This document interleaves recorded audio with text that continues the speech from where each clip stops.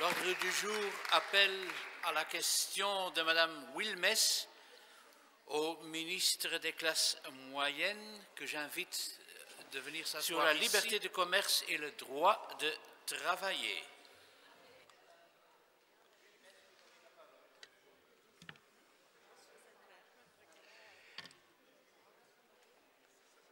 Dank u, Monsieur le ministre, chers collègues.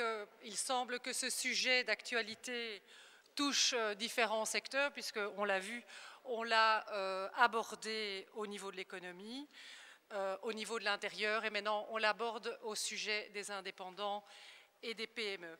Alors, comme chacun de mes prédécesseurs ici aujourd'hui, je vais commencer ma question par un principe de base. Le droit de grève est évidemment intangible.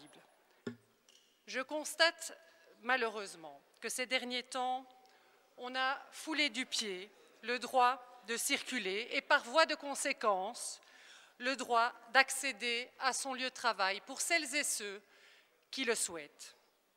Je veux relayer aujourd'hui le mécontentement des employés, des indépendants, des PME, de ce pays qui ont véritablement été ces dernières semaines pris en otage par certains grévistes et qui le seront encore malheureusement, probablement, dans les semaines à venir. Et ceci est un problème pour notre économie parce que je ne dois pas vous rappeler, Monsieur le ministre, que le PME génère près de 70% de notre produit intérieur brut.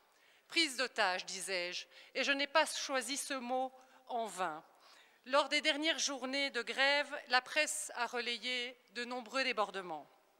Intimidation de commerçants, contraints de fermer leur commerce entre guillemets pour leurs biens, blocage des routes, que ce soit les grands accès ou les accès au zoning. On a même été jusqu'à apposer des autocollants sur le thème « Les jaunes vivent du combat des autres » sur les vitrines de certains commerçants jugés récalcitrants. Ces intimidations, Monsieur le ministre, chers collègues, sont intolérables. Au-delà de ça, les blocages, je l'ai déjà dit, des routes et des accès constituent non seulement une entrave à la circulation, mais reviennent dans certains cas à priver tout simplement les gens de leurs revenus. Les premières victimes des grèves, j'en ai bientôt fini, monsieur, sont également les petites entreprises qui travaillent à flux tendu. Et dans ces cas-là, les grèves peuvent mettre en péril jusqu'à leur survie, c'est important de le rappeler. Dans ce genre d'entreprise, on est loin de la caricature qu'on veut bien nous laisser entendre. Patrons et salariés travaillent côte à côte et pas l'un au détriment de l'autre. Et je viens à mes questions, Monsieur le ministre. Je vous en prie. Pouvez-vous nous indiquer l'impact financier des grèves sur nos PME? Dispose-t-on déjà de données chiffrées?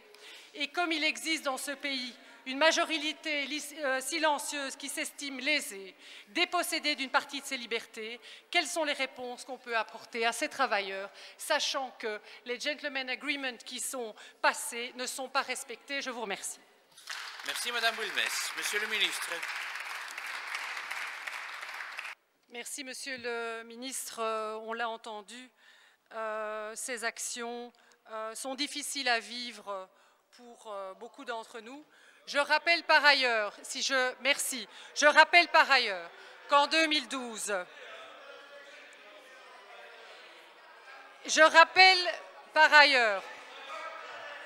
est-ce que mon temps compte quand je suis interrompu, Monsieur le Président?